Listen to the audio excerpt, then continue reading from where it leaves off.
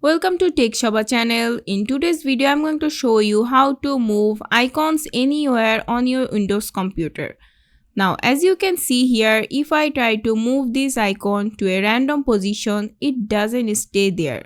It snaps back to the grid alignment. To fix this, all you need to do is right click on any empty space on your desktop, go to View, and then uncheck Align Icons to Grid. Now, if I move this icon to a random position, you can see that it stays exactly where I place it. This way, you can freely arrange your desktop icons and even create cool layouts.